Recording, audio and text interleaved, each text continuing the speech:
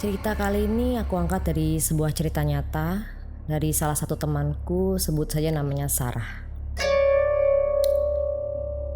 Akhirnya sampai juga Sarah di perguruan tinggi. Dan dia mendapatkan beasiswa di salah satu kota daerah Yogyakarta. Sebuah universitas yang ternama dan sangat bagus. Sarah pun harus tinggal di dalam rumahnya yang terbilang bukan keluarganya karena dia harus ngekos. Sambil mencari-cari tempat kos yang bagus dan layak untuk ditempati dan juga dengan harga yang tidak tinggi, akhirnya Sarah mendapatkan salah satu tempat kos yang memang berada di pinggir kota. Tempatnya pun agak lumayan jauh dari tempat dia harus ngampus. Di sana Sarah memulai kehidupannya bersama teman-teman barunya tentunya dan jauh dari keluarga. Tempat kos yang dia tinggali saat ini adalah tempat kos yang terbilang bukan tempat kos ataupun gedung baru, melainkan gedung yang sudah sangat kuno, tapi bisa dibilang juga tidak terlalu kuno. Jadi terlihat cukup layak untuk ditinggali oleh Sarah. Kos-kosannya 3 lantai dan banyak sekali kamar, dan kamarnya pun cukup luas untuk ditinggali seorang diri. Tapi untungnya di sana Sarah memiliki banyak sekali teman-teman yang memang satu kampus dengan dirinya walaupun berbeda jurusan. Hari pertama Sarah mendapatkan kamar di tengah-tengah. Dia memang sengaja memilih kamar di tengah-tengah yang di kanan kirinya terdapat orang. Tapi entah kenapa dia harus pindah ke kamar yang agak pojok karena memang kebetulan yang tengah-tengah itu lagi bocor dindingnya. Kamar tengah yang dia tinggali cukup aman. Terlihat lebih bersih dibanding kamar yang pojok ini. Dan di kamar pojok ini sebenarnya Sarah tidak begitu suka. Entah bukan karena letaknya atau posisinya, tapi memang suasananya. Beberapa kali Sarah seperti mendengar banyak suara-suara berbisik-bisik di dalam kamar itu. Dia berpikir itu hanya halusinasi belaka.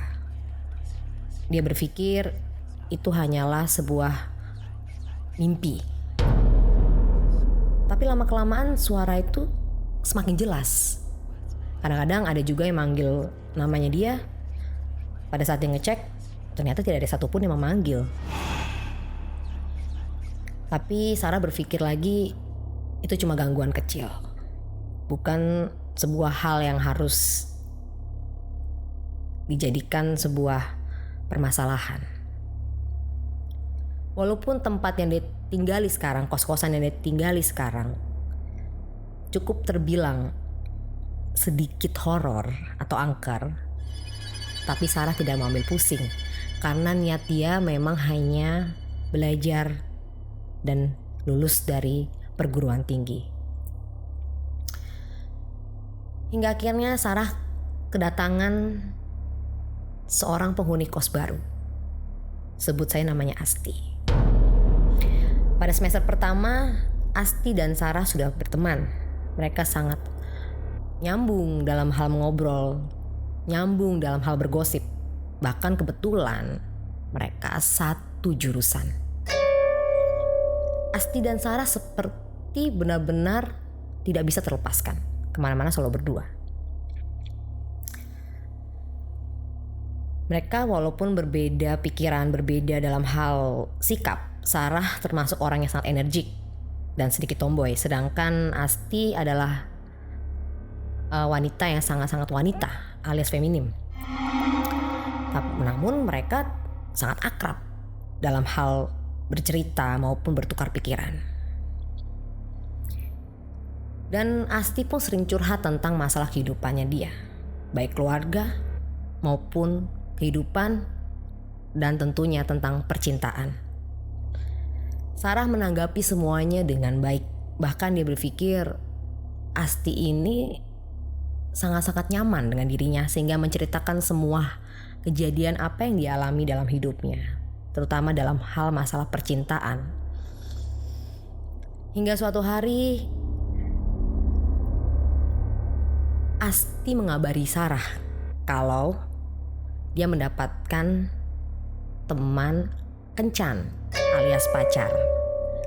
Setelah sekian lama menjomblo, akhirnya Asti bertemu dengan seorang pria yang dianggapnya dapat mengerti, sempurna, dan selalu membuat dia bahagia. Hari pertama, hari kedua, seminggu berlalu, Sarah pun melihat perbedaan dari diri Asti. Yang tadinya mereka kemana-mana berdua, kali ini cukup renggang. Kadang Asti pun ngobrol di kamarnya Sarah ataupun kebalikannya, itu hanya bisa dibilang terhitung oleh jari. Dan apalagi Sabtu Minggu, tentu saja Asti akan pergi bersama cowoknya.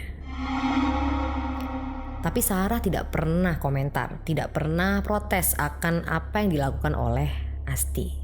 Karena dia berpikir itu haknya Asti. Wajarlah kalau namanya lagi dilanda cinta, pasti lagi hot-hotnya untuk terus bersama. Pada suatu hari, Asti mendatangi kamar Sarah di malam hari. Dan dia menceritakan tentang pacarnya itu. Dia menceritakan betapa dia bahagianya mendapatkan sosok laki-laki yang sangat mengerti dirinya. Karena selama ini kebetulan Asti memang sulit untuk bergaul. Dan dia pun untuk menemui atau memahami orang baru pun sangat sulit. Mungkin introvert. Dan hanya Sarah lah yang mampu untuk menangani introvertnya Asti.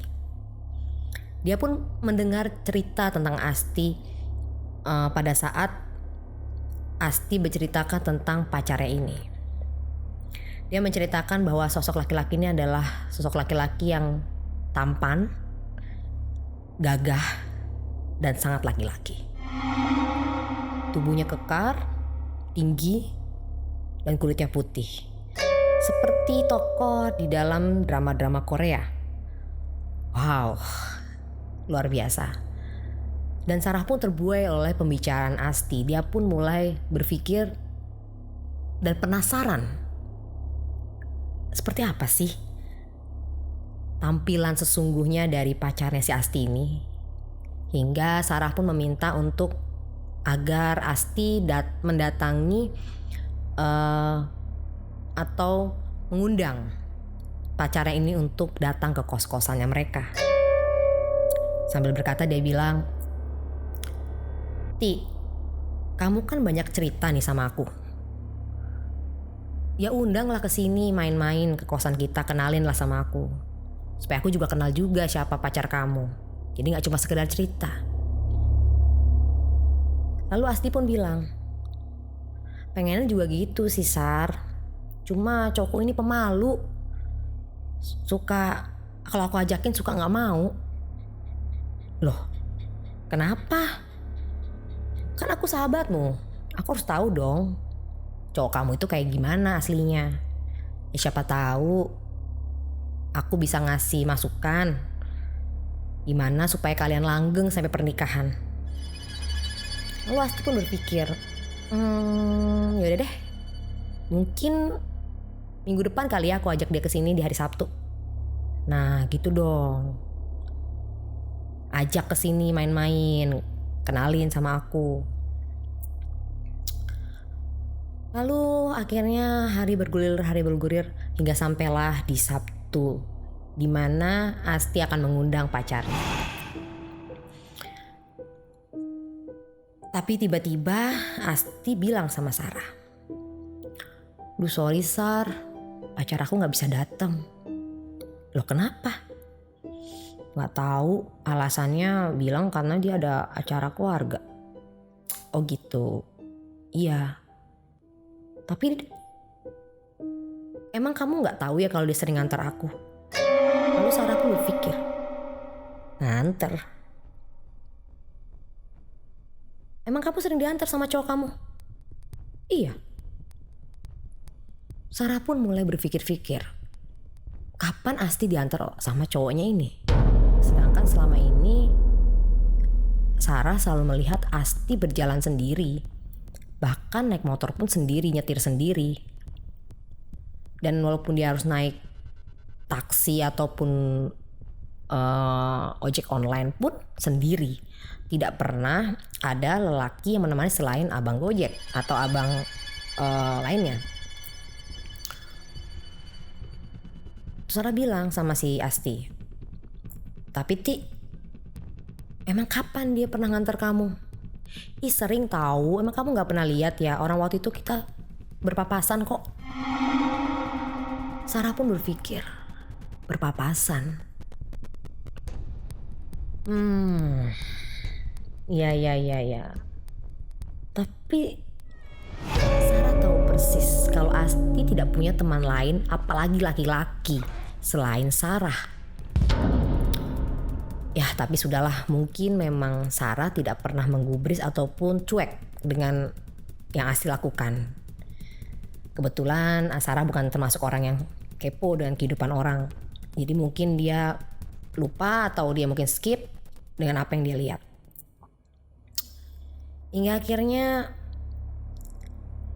Sarah pun bilang sama Asti kalau dia sangat ingin sekali melihat seperti apa cowoknya Asti ini. Hingga tiba-tiba sore-sore pada saat itu Sarah dalam kondisi tidak keluar dalam kamar dan tiba-tiba pintunya digedor. Dak dak dak dak. Dak dak dak dak. "Ya masuk," Sarah bilang begitu. Lalu masuklah Asti.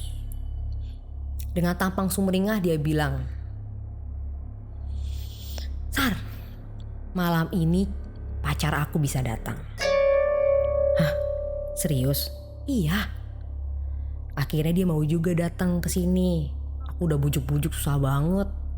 Tapi akhirnya dia mau kenalan sama kamu." "Oh ya udah, jam berapa dia mau datang? Biar aku tungguin." "Tapi malam banget." "Ya malamnya jam berapa? 7, jam 8? "Enggak. Jam 11. "Hah? Jam 11? Ih, malam banget. Emang ada ya orang ngapel jam segitu ya?" "Ya emang bisanya malam kok. Aku juga kalau ketemu dia malam." "Oh, ya udah deh nggak apa-apa. Ya semoga aja aku belum tidur ya jam segitu," kata Sarah pada Asti. Akhirnya mereka pun ngobrol-ngobrol di dalam kamar, menghabiskan waktu untuk menunggu jam 11 malam. Mereka membahas segala sesuatunya. Namun hari itu Asti terlihat beda. Sarah pikir Asti lagi sakit karena tampangnya tidak seperti biasanya. Walaupun dia terlihat bahagia, tapi terlihat pucat juga. Dan Sarah pun menanyakan keadaannya itu kepada Asti. "Ti, kamu lagi dapet ya?"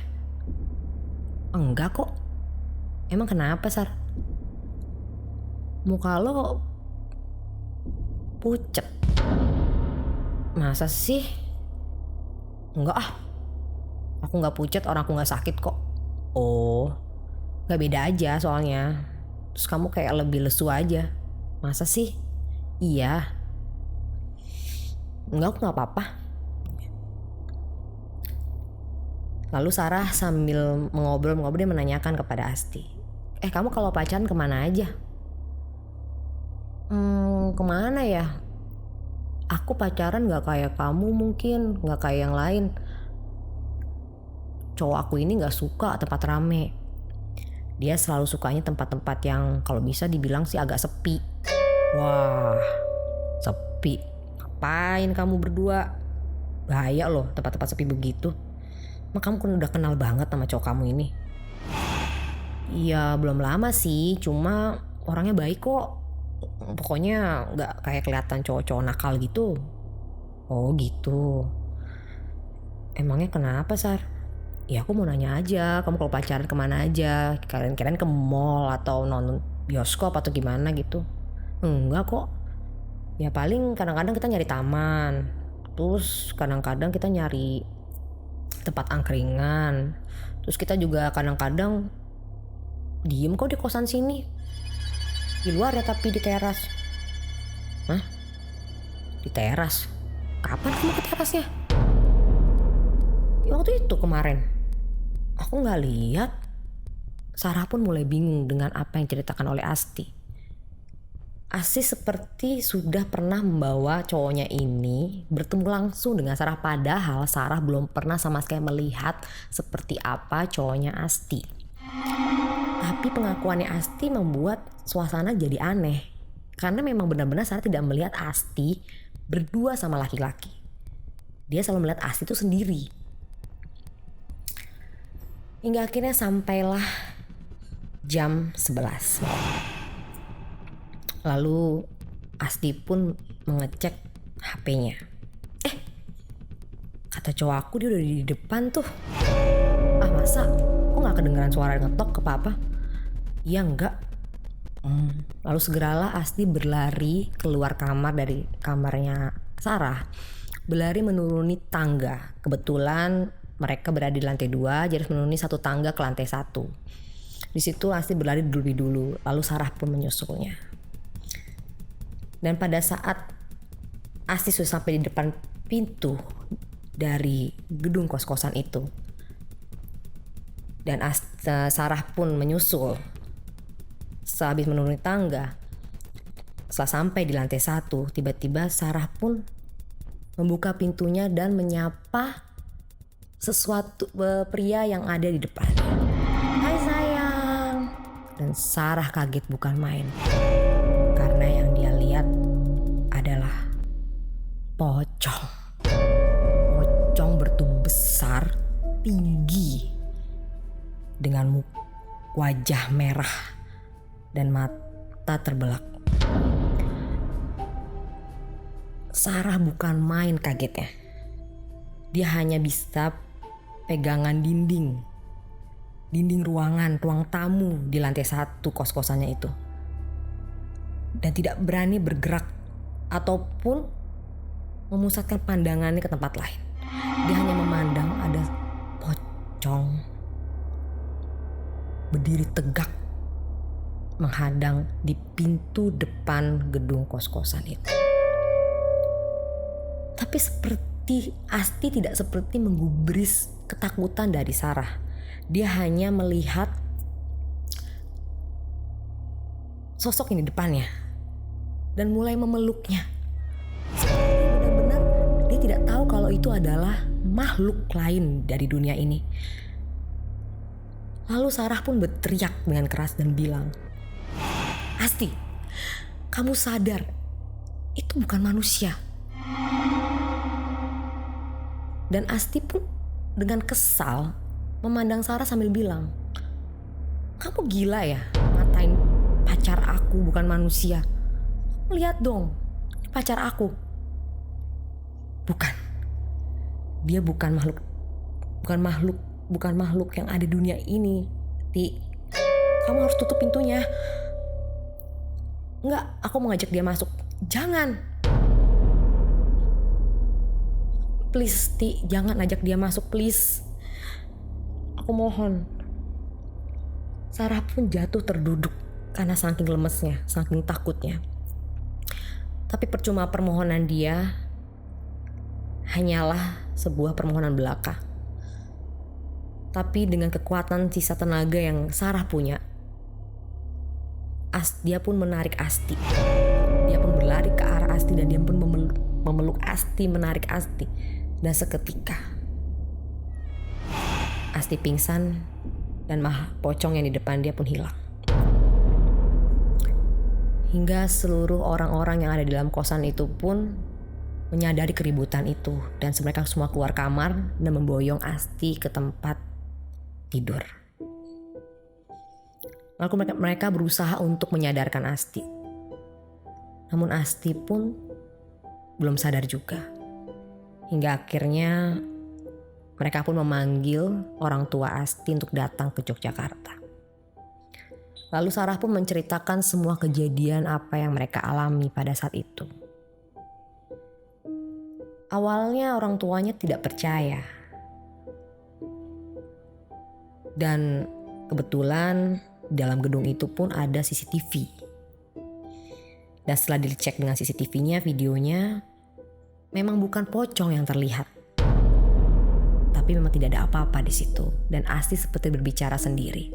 Dan selama ini pun terjadi, berbulan-bulan ini pun Asti ternyata berbicara sendiri, waktu di teras, di luar rumah, ataupun di dalam ruang tamu.